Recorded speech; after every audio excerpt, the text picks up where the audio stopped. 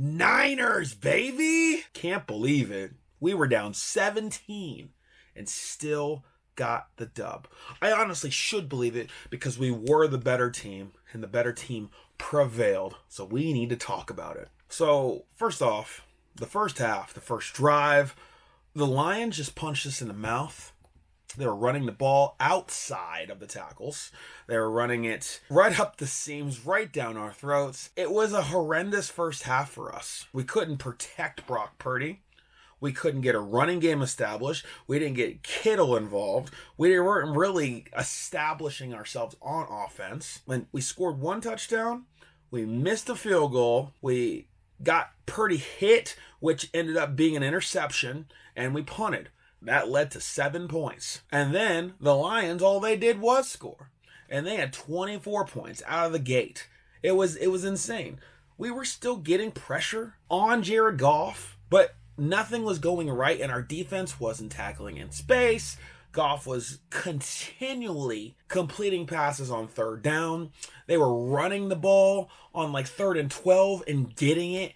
And I was just like, are you actually kidding me right now? We couldn't get off the field. We couldn't tackle. We couldn't score. Couldn't do anything right, apparently. I'm like, is this just how our season's going to end? Like, no, it's not. Because in the second half, it was that Niner team, that squad, them boys that I know and love. They turned it up and they erased a 17-point deficit and ended up on top of that mountain with a dub. I'm so pumped. For real though, Ryan Clark, I got 2 words for you, and Nick Wright, and everybody that doubted Brock Purdy and acted like he was just this broken mess that, we had to talk about all year long. How could we ever put him in the same conversation as all these other quarterbacks? Brock Purdy is now going to a Super Bowl. Something that Lamar Jackson, something that Dak Prescott, something that Josh Allen has never done once in their entire career. Brock Purdy has led a team, I don't care if it's full of superstars or not, has now led a comeback in the divisional round. He has now led and orchestrated a 17-point turnaround comeback victory in the NFC Championship. I don't want to hear anything or anybody say anything about my Brock Purdy. All he does is win. All he does is elevate. All he did tonight was escape the outstretched arms of the Lions, make plays with his feet. It was absolutely insane the way that Brock Purdy was elevating the offense. The defense came to play, and we'll talk about that in a second. But Brock Purdy, coming out the second half on fire, did something.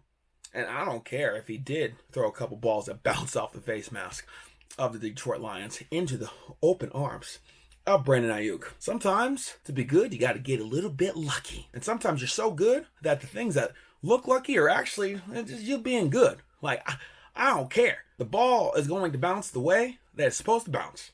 Sure is. So Brock Purdy, stat-wise, 20 of 31, touchdown, a pick, took a couple of sacks, QB rating of 89. That's a good day. That's a very efficient day. He also had 48 yards on the ground. He just continued to evade sacks, keep plays alive, and get first downs. McCaffrey does what he do.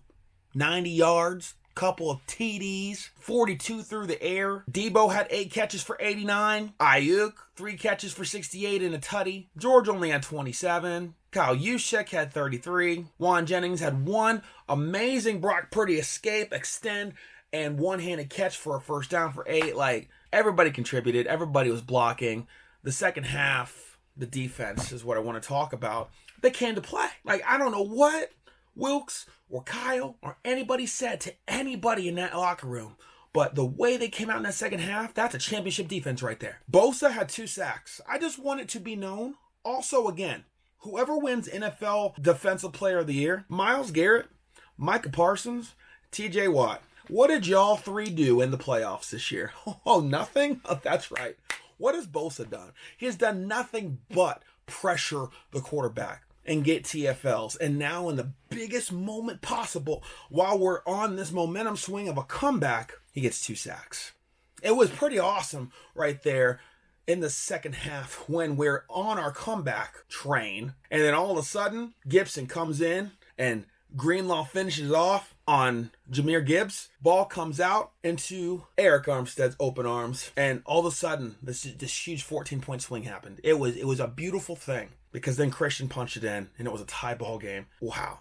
The way that Fred Warner was tackling tonight, the way that Dre Greenlaw was laying his body out on the line and tackling tonight, they were trying to hurt people, not by playing dirty, but just by literally bringing their entire body weight into every tackle, and it was amazing to see. Jair Brown started tonight, had 10 tackles. Like, talk about an incredible rookie filling in for Hufanga, who is not able to play in the Super Bowl up and coming. Jair Brown and Hufanga next year. Our safeties are great, and didn't we just have Gibson just hanging out? Old vet, bro. Good stuff. But Fred Warner had 13 tackles, led the squad. I thought Ambry Thomas actually had a pretty good game tonight. Lenore, if anything, was getting beat a couple times. It was sad to see the Lions drop first downs at the end of the game, but it is what it is. You got to catch it. Coulda, shoulda, woulda. It's either a catch or a drop. It's either a pick or it's not. It's either a touchdown or it's not. You got to execute. And at the end of the day, the Niners executed when it mattered the most. The Lions did not execute when it mattered the most. Jake Moody still scares the ever-living daylights out of me every single time he lines up to kick the ball. Really does. But he did make a field goal. Thank you, Jake. I do have cause to pause on our defense, the way they came out in the first half, giving up all the rushing yards. 182 yards we gave up on the ground. That's too much. That's too much. But I would dare to say that it was just a smidget in the second half. We shut that down. All I know is there was a lot of smack talk about our quarterback this week and about how we're just not all that is cracked up to be. So Nick Wright, especially, Greg Jennings, sorry self, Eric Mangini, Colin Cowherd, Dan Orlovsky. Did I say Ryan Clark? Probably. But I'll say Ryan Clark again, just because all the bull crap that we heard this year, especially this week though, eat it. We got one more game. One more game, baby. Niners versus Chiefs. Redemption time. I'm so excited. Oh my gosh. We gotta take down Mahomes though. It's not gonna be easy. And we're gonna talk about it here in a couple weeks and leading up to it as well. I hope y'all have an amazing night. Make sure that y'all like and subscribe here on YouTube. Subscribe. Hit that like button. Come on. Comment down below. If you're watching this on TikTok or Instagram, do the same thing. Comment down below. If you're not following me, make sure that you're following me. And until the next one, peace.